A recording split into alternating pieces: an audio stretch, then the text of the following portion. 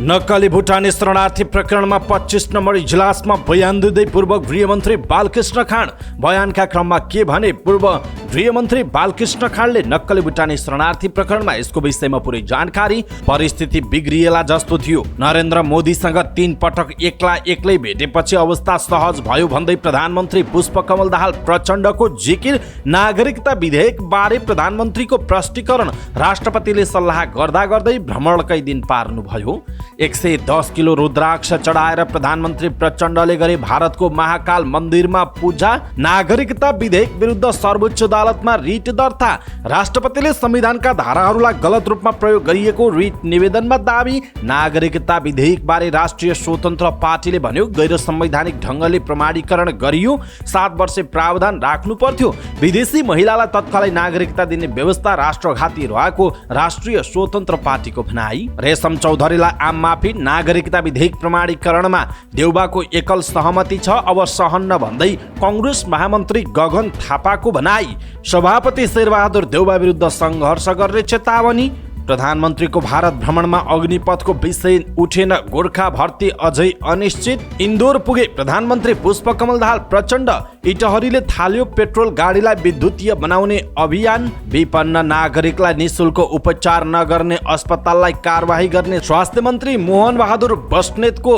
चेतावनी, भारतीय दूतावास अगाडि राप्रपाका युवा विद्यार्थीहरूको विरोध प्रदर्शन, नयाँ बस पार्कबाट मात्र गाडी सञ्चालन गर्न र बस पार्क बाहिरका टिकट काउन्टर हटाउन काठमाडौँ महानगरपालिकाले दियो निर्देशन, सुनकोशीमा जीप खस्दा बेपत्ता, सिटिभिटीका 3 कर्मचारीको खोजी कार्य जारी, गोताखोर टोली बोलाइयो, कर्णाली नदीको पुलमा टिकटक बनाउनेको भिडले दुर्घटनाको जोखिम बढ्यो, 8 फिल्म संस्थाले दिए बजेट विरुद्ध आन्दोलन गर्ने चेतावनी, दोलखामा फिल्म स्टुडियो बन्नेमा भुवन केसीलाई नै आशंका, सुनको भाउले दिनहुँ नयाँ रेकर्ड बनाउँदै अझै बढ्ने अनुमान, शुक्रबार तोलाको 1,13,300 रुपैयाँमा कारोबार, सेनेगलमा विपक्षी नेतालाई अदालतले सजाय सुनाएपछि भएको झडपमा 9 जनाको मृत्यु, श्रीलङ्कामा 3 वर्षपछि पहिलो पटक ब्याज दर कटौतीको घोषणा, अमेरिकी राष्ट्रपति जो बाइडेन एयरफोर्स एकाडेमीको कार्यक्रम स्थलको स्टेजमा लडे र नेपाली राष्ट्रिय फुटबल टोलीको बन्द प्रशिक्षण स्थगित। दर्शक महानुभाव नमस्कार, समाचारपाटी.com को न्यूज बुलेटिनमा यहाँलाई हार्दिक स्वागत छ। म प्रहलाद चन्द्र घिमिरे। सदाको झै आज पनि हामी उपस्थित भएका छौँ आज दिनभरिका मुख्य समाचार, ब्रेकिङ न्यूज अपडेट लगायत तपाईँलाई काम लाग्ने हेर्नै पर्ने महत्त्वपूर्ण खबरहरू लिएर हामीलाई अन्तिमसम्म हेर्नुहोला। हाम्रो मेहनतका लागि यो भिडियोमा एउटा लाइक अवश्य गर्नुहोला। दर्शक महानुभाव पलपलको न्यूज अपडेट हेर्नका लागि हाम्रो च्यानललाई तपाईँले अहिलेसम्म सब्स्क्राइब गर्नुभएको छैन भने कृपया सब्स्क्राइब गर्नुहोस् अनि नजिकै आउने बेल आइकनलाई क्लिक गर्नुहोला। दैनिक रूपमा हेर्नुहुन्छ भने रेगुलर भनेर लेख्नुहोला। आज पहिलोचोटि हेर्दै हुनुहुन्छ भने फर्स्ट टाइम भनेर लेखिदिनु होला। देशभित्र हुनुहुन्छ भने आफू रहेको गाउँ ठाउँ सहर जिल्लाको नाम लेख्नु होला। विदेशमा हुनुहुन्छ भने कुन देशबाट हामीलाई हेरिरहनु भएको छ त्यो कुरा तलको कमेन्ट बक्समा कमेन्ट गर्नुहोला। आउनुहोस् दर्शक महानुभाव आजका महत्त्वपूर्ण समाचार सुरु गरौँ। नक्कली भुटानी शरणार्थी प्रकरणमा 25 नम्बर इजलासमा पूर्व गृहमन्त्री बालकृष्ण खाँडको बयान भएको प्रसङ्गबाट। नक्कली भुटानी शरणार्थी प्रकरणमा पूर्व गृहमन्त्री तथा नेपाली कांग्रेसका केन्द्रीय सदस्य बालकृष्ण खाँडसहित 3 जनाको बयान सुरु भएको छ। काठमाडौँ जिल्ला अदालतमा खाँडसहित भुटानी शरणार्थी नेता टेकनाथ रिजाल र ललितपुर निवासी हरिभक्त महर्जनको बयान सुरु भएको हो। 25 नम्बर इजलासका न्यायाधीश प्रेमप्रसाद नेउपाने समक्ष तिनै जनाले बयान दिएका हुन्। नक्कली भुटानी शरणार्थी प्रकरणमा प्रहरीले 30 जनालाई प्रतिवादी बनाएकोमा 18 जना पक्राउ परेका छन् भने बाँकी 12 जना फरार छन्। पक्राउ परेका मध्ये खाँड, रिजाल र महर्जनसँग मात्र बयान लिन बाँकी छ। अन्य 15 प्रतिवादीसँग बयान लिइसकिएको छ। अदालत स्रोतका अनुसार उनीहरूको बयान सकिने जनाइएको छ। भारत भ्रमणमा रहनुभएका प्रधानमन्त्री पुष्पकमल दाहाल प्रचण्डले समकक्षी नरेन्द्र मोदीसँग 3 पटक एक्लै भेट गरेपछि मात्रै धेरै कुरामा सहज वातावरण बनेको बताउनुभयो। परिस्थिति बिग्रिएला जस्तो भए पनि धेरै राम्रो र ठुलो कुराको सुरुवात भएको प्रचण्डले बताउनुभयो। नयाँ दिल्लीमा केही सम्पादकहरूसँगको कुराकानीमा प्रधानमन्त्री प्रचण्डले भन्नुभयो, मोदीसित हिजो मेरो 3 पटक 1-to-1 भेट भयो, त्यसैले सहजतामा लग्यो, कुरा नत्र बिग्रिएला जस्तो थियो, धेरै राम्रो र ठुलो कुराको सुरुवात भएको छ उहाँले भन्नुभएको छ। उहाँले सीमा समस्या समाधान बारे मोदीले पहिलो पटक बोल्नु नै महत्त्वपूर्ण भएको बताउनुभयो। सीमा समस्या बारे मोदीले पहिलो पटक आफ्नो मुखबाट बोल्नु भनेको महत्त्वपूर्ण कुरा हो, मैले यसमा सुरुमै जोड दिएर राखेको थिएँ उहाँले भन्नुभएको छ। भारतको 4 दिने भ्रमणका लागि प्रधानमन्त्री प्रचण्ड नेतृत्वको प्रतिनिधि मण्डल जेठ 17 गते नयाँ दिल्ली पुगेको थियो। प्रधानमन्त्री प्रचण्डले जेठ 18 गते प्रधानमन्त्री नरेन्द्र मोदी, राष्ट्रपति द्रौपदी मुर्मू लगायतसँग भेटवार्ता गर्नु भएको हो। प्रधानमन्त्री मोदीसँगको भेटका क्रममा नेपाल र भारत बीच विभिन्न 7 सम्झौतामा हस्ताक्षर समेत भएको थियो। मूलतः ऊर्जा र पारवहन क्षेत्रमा भएको सहमति ऐतिहासिक भएको सम्बद्ध पक्षको दाबी छ। उहाँ मध्य प्रदेशको इन्दौर र शनिबार स्वदेश फर्कने कार्यक्रम छ। प्रधानमन्त्री पुष्पकमल दाहाल प्रचण्डले नागरिकता विधेयक भारत भ्रमणकै दिन प्रमाणीकरण हुनु संयोग मात्रै भएको बताउनुभयो। आफ्नो भारत भ्रमणलाई नागरिकता विधेयकसँग जोडेर हेर्न नमिल्ने उहाँको तर्क छ। नयाँ दिल्लीमा पत्रकारहरूसँगको कुराकानीका क्रममा उहाँले भन्नुभयो, मैले पहिले नै राष्ट्रपतिजीले प्रमाणीकरण गर्नुपर्छ भन्ने खोजेकै थिएँ। राष्ट्रपतिले सल्लाह गर्दै गर्दा जाँदा त्यही दिन पर्न आयो। म पहिला नै प्रमाणीकरण होस् भन्ने पक्षमा थिएँ, उहाँको भनाइ छ। भारत भ्रमणसँग नजोडियोस् भन्ने आफ्नो पहिलादेखि चाहना रहेको उहाँले प्रस्ट्याउनु भयो। राष्ट्रपति रामचन्द्र पौडेलले तत्कालीन राष्ट्रपति विद्यादेवी भण्डारीले होल्ड गरेको नागरिकता विधेयक प्रधानमन्त्रीको भारत भ्रमणकै दिन प्रमाणीकरण गरेपछि चौतर्फी आलोचना भइरहेको छ। भारत भ्रमणको पूर्व सन्ध्यामा राष्ट्रपतिले नागरिकता विधेयक प्रमाणीकरण गरेपछि त्यसलाई अर्थपूर्ण रूपमा हेरिएको छ। नागरिकता विधेयकमाथि भारतले पहिलादेखि नै चासो राख्दै आएको थियो। कतिपय कानुनविदहरूले पनि विधेयक प्रमाणीकरण गर्ने राष्ट्रपतिको कदमलाई गैर संवैधानिक भनेका छन्। दर्शक महानुभाव, यसप्रति तपाईँको धारणा के छ? आफ्नो धारणा तलको कमेन्ट बक्समा कमेन्ट गर्नुहोला। भारतको 4 दिने भ्रमणमा रहनुभएका प्रधानमन्त्री पुष्पकमल दाहाल प्रचण्डले मध्य प्रदेशको महाकाल मन्दिरको पूजा गर्नुभएको छ।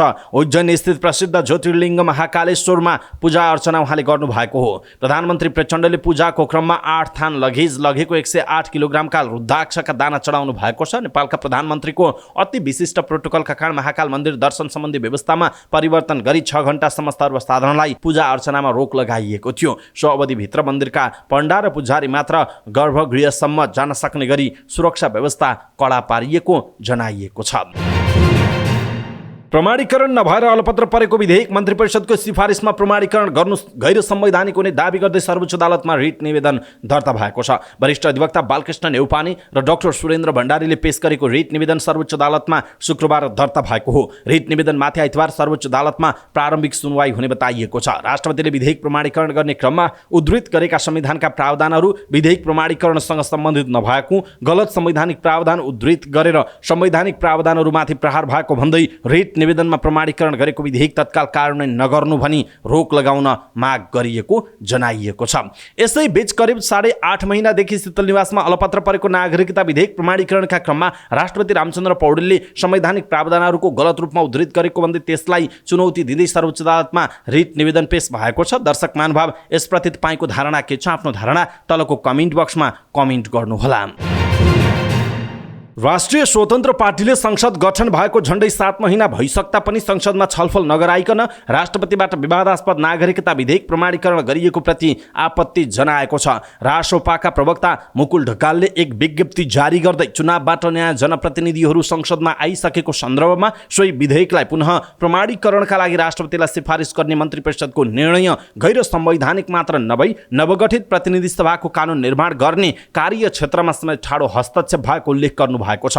विज्ञप्तिमा भनिएको छ, लोकतन्त्रमा परिणाम मात्र होइन, प्रक्रिया पनि प्रधान हुन्छ। नागरिकता पाउनु हरेक नागरिकको नैसर्गिक अधिकार हो। योग्य हुँदाहुँदै पनि अनागरिक हुन बाध्य पारिएका कैयन पीडित नेपालीले आफ्नो नागरिकताको अधिकार प्राप्त गर्नुपर्छ भन्ने कुरामा हाम्रो कहिले कुनै विमति थिएन, छैन। विधेयकमा नेपाली नागरिकसँग विवाह गरी आएका विदेशी नागरिकका लागि स्थायी बसोबास अनुमति पत्र जारी गर्ने र स्थायी बसोबास अनुमति पत्र प्रदान गरेको न्यूनतम 7 वर्षमा मात्र नागरिकता दिने प्रावधान हुनुपर्ने पार्टीको स्पष्ट मत रहेको विज्ञप्तिमा उल्लेख छ।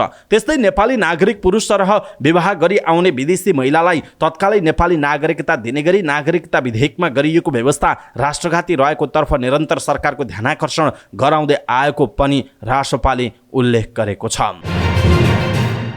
नेपाली कांग्रेसका महामन्त्री गगन थापाले रेशम चौधरीको आम माफी र नागरिकता विधेयक प्रमाणीकरण जस्ता विषय पार्टी सभापति शेरबहादुर देउवाको एकल सहमतिमा भएको दाबी गर्नु भएको छ। काठमाडौँमा आयोजित प्रेस युनियनको कार्यक्रमलाई सम्बोधन गर्दै उहाँले यो 2 निर्णय कांग्रेसको नभएको बताउनु भएको छ। उहाँले भन्नुभयो, आम माफी नागरिकताको विषय प्रदेश सरकारमा सहभागिताका लागि प्रदेशको मन्त्रालय तोडफोड, सांसद विकास कोष लगायत यी सबै विषय कङ्ग्रेसको पार्टी सभापतिले एक्लै गर्नुभएको निर्णय हो। यो निर्णय मैले तपाईँहरूले भन्दा पछि थाहा पाएको हुँ, उहाँको भनाइ छ।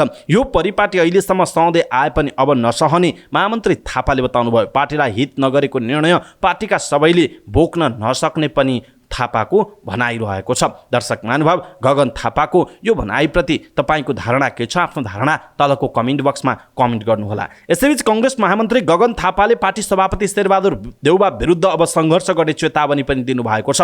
थापाले पार्टी सभापति देउबाको एकल सहमतिमा सरकारले पार्टीको आधारभूत मान्यता विपरीत रेशम चौधरीलाई माफी दिने, नागरिकता विधेयक राष्ट्रपतिबाट प्रमाणीकरण गर्ने लगायतका काम गरेको आरोप लगाउँदै त्यस्ता गतिविधि विरुद्ध सङ्घर्ष गर्ने बताउनु भएको हो। प्रेस युनियन नेपालले काठमाडौँ आयोजना गरेको एक कार्यक्रममा बोल्दै उहाँले पार्टीलाई उठ्नै नदिने गरी सभापति देउबाले सरकारलाई दिएका ती सहमतिहरू आफूहरूलाई सह्य नहुने बताउनुभयो। उहाँले अब पार्टी सभापति देउबाले गर्दै आएका त्यस्ता गलत निर्णयको सङ्घर्ष गरेर पनि रोक्नुपर्ने भन्दै साथ दिन पार्टीका नेता कार्यकर्तालाई आह्वान समेत गर्नुभयो। महामन्त्री थापाले पार्टी सभापति देउबाका एकल निर्णयहरू आफूले विगतमा मान्दै आएर गल्ती गरेको उल्लेख गर्दै अब त्यस्तो गल्ती गर्ने पक्षमा आफू नरहेको पनि पटक पटक दोहोर्याउनु भयो। कङ्ग्रेस बदल्नुपर्ने भएकाले आफूले आफूलाई बदल्न चाहेको पनि उहाँको भनाइ छ। दर्शक महानुभाव, गगन थापाको यो भनाइ तपाईँलाई कस्तो लाग्यो? आफ्नो कुरा तलको कमेन्ट बक्समा कमेन्ट गर्नुहोला।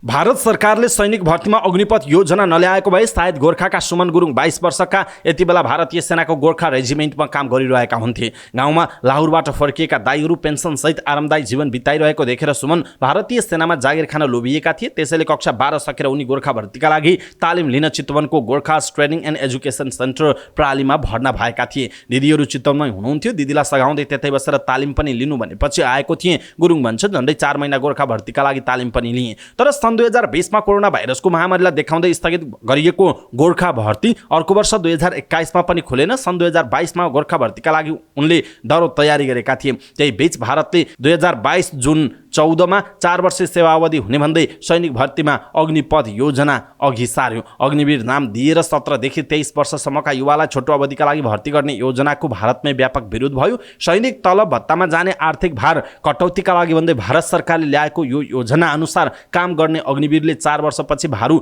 12 लाख रुपैयाँ पाउने भनिएको थियो। सो योजना अन्तर्गत स्वास्थ्य उपचार पेन्सन सुविधा नपाउने हुँदा भारतमा भएको विरोध प्रदर्शनमा केहीको ज्यान समेत गएको थियो। यस्तोमा नेपाली युवाले पनि गोर्खा रेजिमेन्टमा पूर्णकालीन अवसर पाउने सुनिश्चित नहुँदा शेरबहादुर देउबा नेतृत्वको तत्कालीन सरकारले गोर्खा भर्ती रोकेको थियो। गोर्खा भर्तीका लागि आवेदन खुलाउँदै पत्रिकामा सूचना नै जारी भइसकेको थियो। कतिपयले दरखास्त पनि दिइसकेका थिए। चितवनको गोर्खा ट्रेनिङ एन्ड एजुकेसन प्रालीका सञ्चालक रोशन लामाले भनेका छन् 8 अक्टोबरबाट छनौट प्रक्रिया सुरु गर्ने सूचित थियो, तर अन्तिममा नेपालले गोर्खा भर्ती नै स्थगित गरेको सूचना आयो। प्रधानमन्त्रीको भारत भ्रमणमा पनि अग्निपथको विषय उठिन। गोर्खा भर्ती अझै अनिश्चित रहेको बताइएको छ। दर्शक महानुभाव, यसप्रति तपाईँको धारणा के छ? आफ्नो धारणा तलको कमेन्ट बक्समा कमेन्ट गर्नुहोला।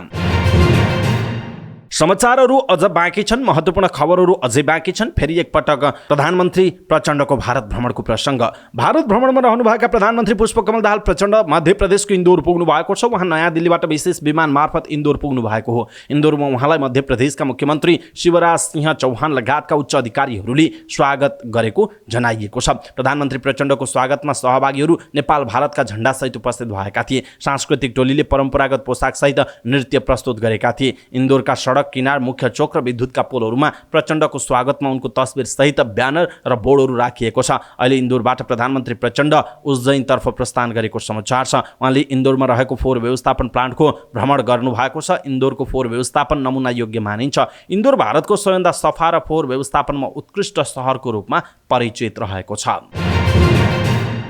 सुनसरीको इटहरी उपमहानगरपालिकाले इन्धनबाट चल्ने सवारी साधनलाई विद्युतीय सवारीमा रूपान्तरण गर्नका लागि अनुसन्धान सुरु गरेको छ। सरकारले सवारी तथा यातायात व्यवस्था ऐनमा संशोधन गर्दै विद्युतीय गाडीमा रूपान्तरण गर्न सकिने व्यवस्था गरेपछि इटहरी उपमहानगरपालिकाले पेट्रोलियमबाट विद्युतीय सवारीमा रूपान्तरणको तयारी सुरु गरेको हो। पहिलो चरणमा 2वटा मोटरसाइकललाई विद्युतीयमा रूपान्तरण र विस्तृत अनुसन्धान गर्नका लागि समयाति इलेक्ट्रो व्हील्स प्रालीसँग सम्झौता गरेको इटहरीका मेयर हेमकर्ण पौडेलले बताउनुभयो। पालिकाले उपलब्ध गराएको मोटरसाइकललाई विद्युतीय मोटरसाइकल बनाउने सहमति भएको उहाँले बताउनुभयो। संघीय सरकारले मर्मत गरेर उपयोगमा आउन नसक्ने र 20 वर्ष अवधि पुगेका सवारी साधनलाई लागतका आधारमा विद्युतीय सवारी साधनमा रूपान्तरण गर्न सकिने व्यवस्था गरेको थियो। सोही व्यवस्था अनुसार पहिलो चरणमा अनुसन्धान सुरु भएको पौडेलको भनाइरहेको छ।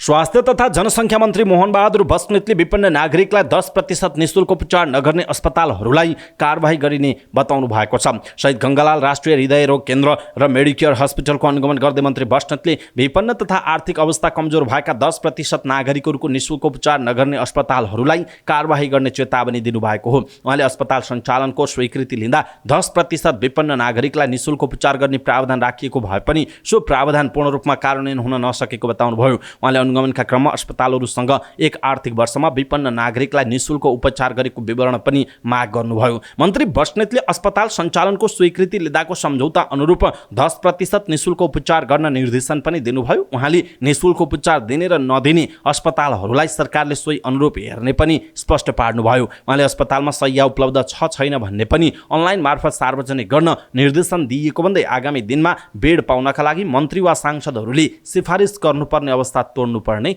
बताउनु भएको छ। भारतीय दूतावास अगाडि राष्ट्रिय प्रजातन्त्र पार्टी राप्रपाका युवा विद्यार्थीहरूले विरोध प्रदर्शन गरेका छन्। राष्ट्रिय प्रजातन्त्र पार्टीमा आबद्ध राष्ट्रिय प्रजातान्त्रिक युवा संगठनले काठमाडौँको लैनचौर स्थित भारतीय दूतावास अगाडि प्रदर्शन गरेको हो। भारतको नयाँ संसद भवनमा नेपालको भूमि समेत समावेश गरिएको नक्सा राखिएको भन्दै विरोधमा सो संगठनले विरोध प्रदर्शन गरेको हो। नेपाली भूमि समेटिएको नक्सा भारतको संसद भवनमा राखेपछि त्यसको विरोधमा उत्रनु परेको संगठनका नेता सुदीप फुयालले जानकारी दिनुभयो। उहाँले भारतले आफ्नो नक्साबाट नेपाली भूमि नहटाएसम्म आफूहरूको आन्दोलन रोकिने चेतावनी समेत दिनुभएको छ।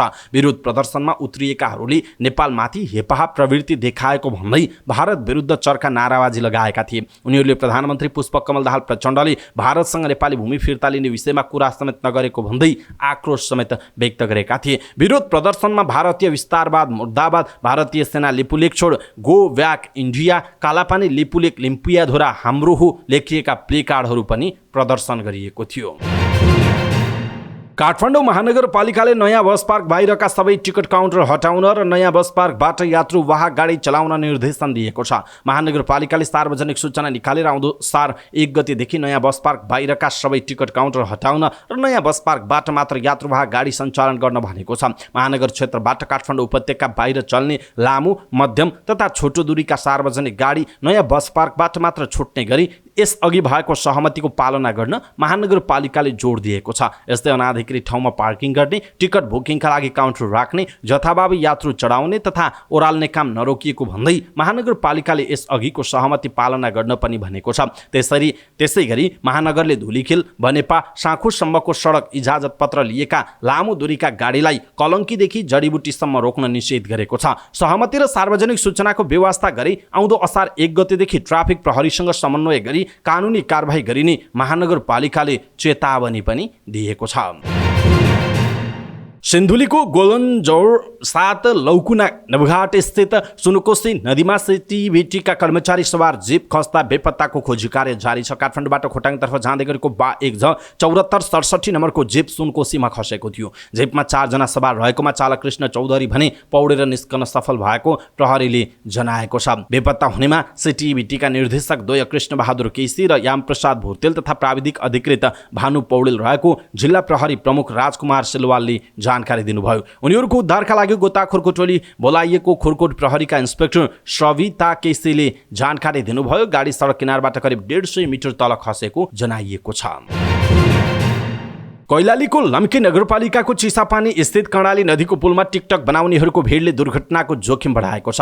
पुलमा सेल्फी खिच्नेदेखि टिकटक बनाउनेहरूको भिडका कारण दुर्घटनाका घटनाहरू बढ्न थालेका हुन्। चिसापानीको सिमानासँगै जोडिएको बर्दिया राष्ट्र निकुञ्ज र कर्णाली पुलको अवलोकन गर्ने पर्यटकको संख्या बढ्नु सकारात्मक भए पनि बीच सडकमै टिकटक बनाउनेहरूका कारण जोखिम बढाएको हो। चिसापानीलाई पश्चिम नेपालको एक प्रसिद्ध स्थलका रूपमा लिइन्छ। पछिल्लो समय आन्तरिक तथा बाह्य पर्यटकहरू कर्णाली नदीको चिसो हावामा रमाउन पुग्दा स्थानीय बजारीकरणलाई फाइदा पुगेको भए पनि आवश्यक सतर्कता अपनाउन नसक्दा समस्या भएको हो। कर्णाली नदीको पुलमा जोखिमपूर्ण ढङ्गले टिकटक बनाई भाइरल बन्ने चाहनेहरूको क्रियाकलापका कारण सवारी आवागमनमा नै समस्या पर्ने गरेको चालकहरू बताउँछन्। पर्यटक लिएर चिसापानी पुगेका चालक क्रिस बोहराले शनिबार पुलमा सवारी पास गर्न समेत समस्या हुने गरी टिकटक बनाउनेहरूले भरिएको बताएका छन्।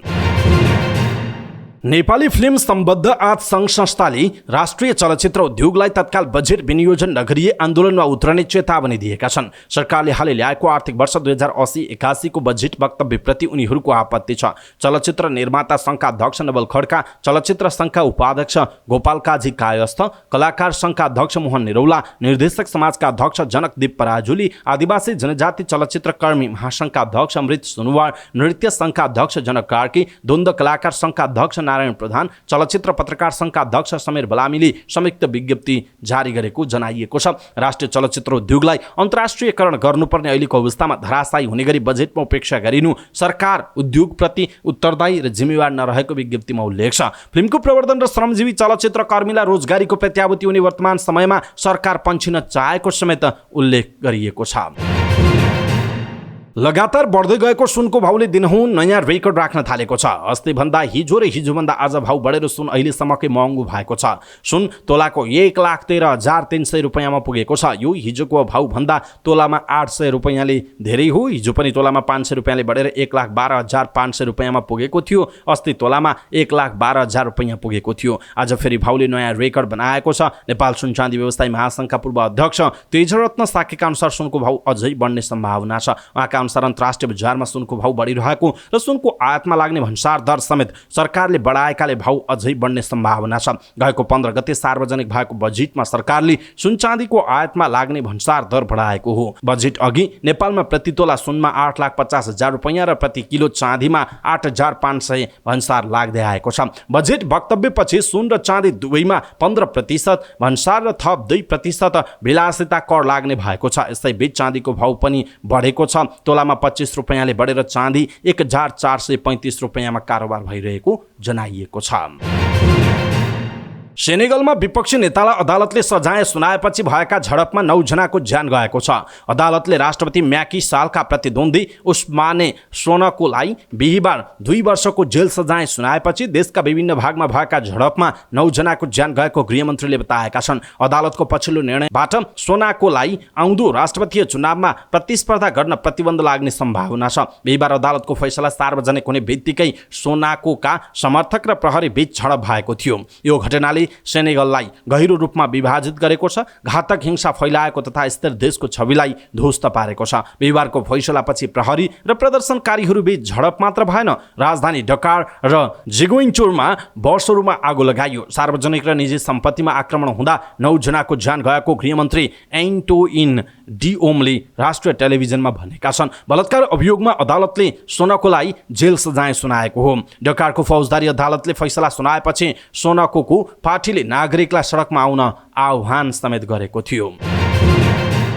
सन् 2022मा खराब आर्थिक सङ्कटमा फँसेको श्रीलङ्काले 3 वर्षपछि पहिलोपटक ब्याज दर कटौतीको घोषणा गरेको छ।